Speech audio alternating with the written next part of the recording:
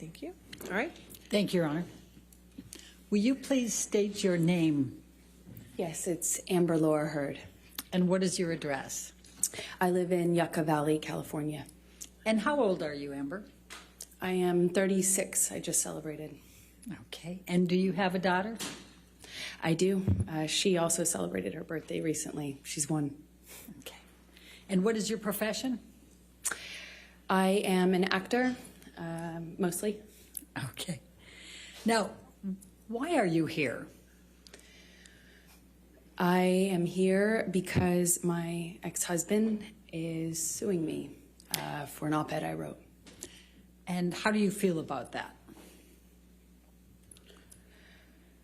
I struggle to have the words. I struggle to find the words to describe how painful this is. This is horrible for me to sit here for weeks and relive everything. Hear people that I knew, some well, some not. My ex-husband, with whom I shared a life,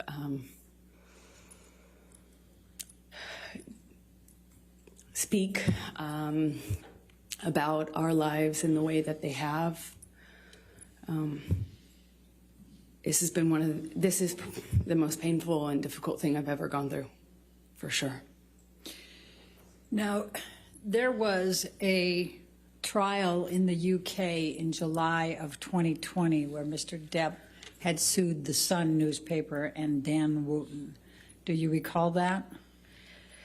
Yes. And what was your level of participation in that lawsuit, in that trial? Well, I was not party to that lawsuit. I was a witness, I suppose the primary witness, since it dealt with the truth of the relationship that I shared with Johnny. And what, if any, role did you have to play with respect to, for example, witness statements and testifying? Objection, compound. I said, for example. Overruled. I had to write, I think I gave 7 witness statements under oath testimony.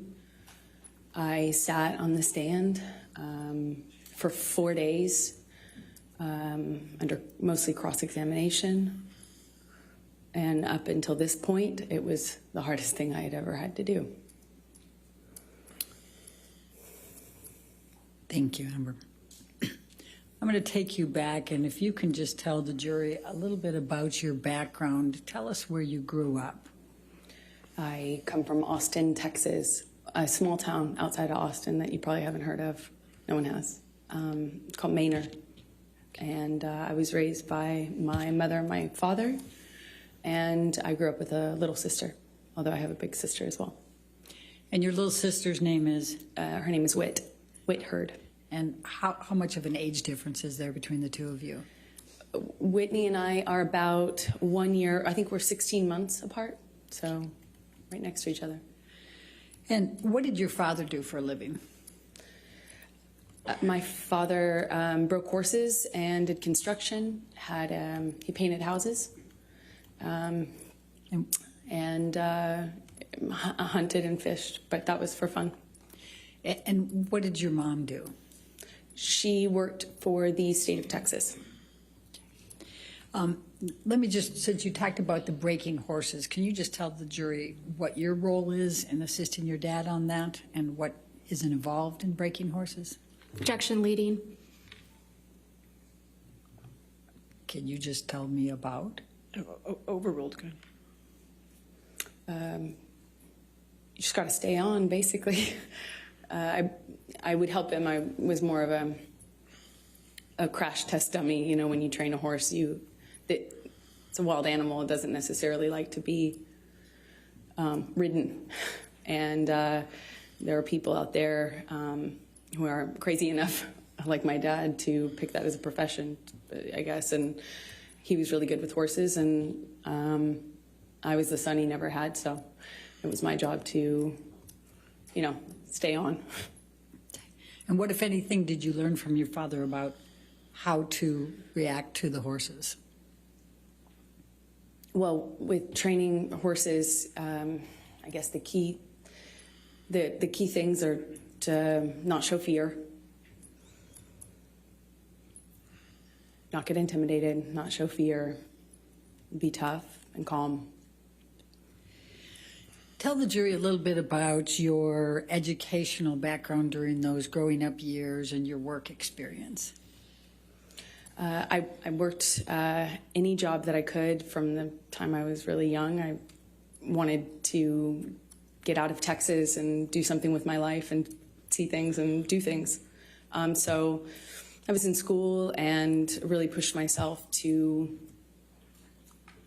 I just always pushed myself to be able to accelerate the process. I wanted to, get out of school as fast as I could, and I wanted to do more things with my life than stay in Texas. So what types of things, so where did you go to school when you were younger? I was a scholarship kid at a Catholic school growing up, several different Catholic schools, but they were always in the other, on the other side of town, in the wealthier part of town. And I grew up quite working class, and thankfully with, as long as I maintained an A average, I enjoyed the benefit of a scholarship, and I did that until I realized that I could take my GED and SATs early, and I did that and placed out of school and effectively left school at 16 years old, I believe. And what did you do for work during those younger years? I took any job that I could. I worked at my father's construction company, sometimes, just administrative stuff. I mean, it was a small company. But I answered phones, and I worked at a modeling agency that was also, offered photography classes, makeup classes, hair and makeup classes for people that were pursuing a career in entertainment. And I started taking classes that I paid for by working there, effectively as a trade. And I eventually worked there long enough to be able to pay for my headshots, which are the pictures that you use in the industry to promote yourself, in whatever, acting, modeling, or both. Okay. And what, if any, charitable work did you do when you were still young? It started off as a requirement for the school I went to, and then I liked it so much, I think, because it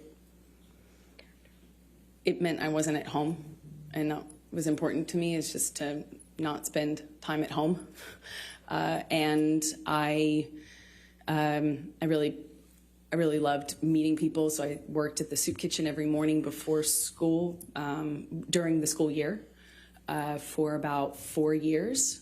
I didn't go on weekends, but on weekends I would do various things. Worked at children's museums, typically, because they would work with younger volunteers, and mostly soup kitchens and things involving children. I worked at with deaf kids for a while, and I love it. And when you worked with deaf kids, what, if anything, did you do to learn to be? A course at the community college, which I ended up going to get out of high school early later on, but I would audit classes. The teachers never wanted to kick the random 12-year-old out of their class, I suppose. So I remarkably was able to audit, I think, the majority of 2 semesters, and that's also helped me learn.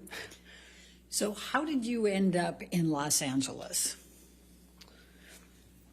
I did a small job in Texas where I played a part in a movie, and the actor in the movie that I was playing opposite had an agent visiting him from LA, and I met her on set, and she said that she had heard about me from another bit part I did. You know, I was taking jobs in Austin for really anything, to be an extra, to apply I did makeup once. No job was too small or, for me. So I put myself out there, and she had heard about me, and she said, I have heard about you in this town, and I'd love to meet you in LA if you're ever out in LA. And I was like, when can I come? And she made an appointment with me for the following week, and I used all but $180 or something to get out there, and I landed. I didn't know anyone. I was 17, and I've effectively been there ever since, I suppose. So when you arrived in Hollywood, please tell the jury what you did to get moving there, get going. I went to every audition, every casting, every meeting, every appointment that I could. I put myself out there. I didn't have a car because those were expensive, so I took the bus around LA. It was before smartphones. I had a Thomas guide in my bag and a change of tank tops. Not that it mattered, but I went to about 10 auditions sometimes a day and would change clothes if I needed to in the back of the bus I was taking, and I just hustled from one audition to the other. And I got a bit part on one thing, and then I got a bit part on another thing, and then eventually my roles kind of became more important or bigger, and it's been a slow progression, I guess, since then, of doing either tiny bit parts in bigger movies or doing, larger roles in movies that no one would see. And I guess, it still is kind of like that. So I'm going to ask you to go from 2002 to 2009. If you could just describe for the jury a little bit what types of parts you had. I think they've indicated you have not been well known here in this courtroom compared to Mr. Depp, so perhaps just take them through a little bit of that. Yeah, that's fair. I did small roles in big films like Zombieland and Pineapple Express and movies that were well known. My first one was Friday Night Lights, but again, I had small roles in those bigger films, and then I would do larger roles in kind of smaller films. Like I did a project where I was the lead in a John Carpenter film, and he came out of retirement to do that, and that's kind of how it was in terms of my career for those that first initial 10 years or so. It was just going from slightly bigger role to slightly bigger role and just working my butt off.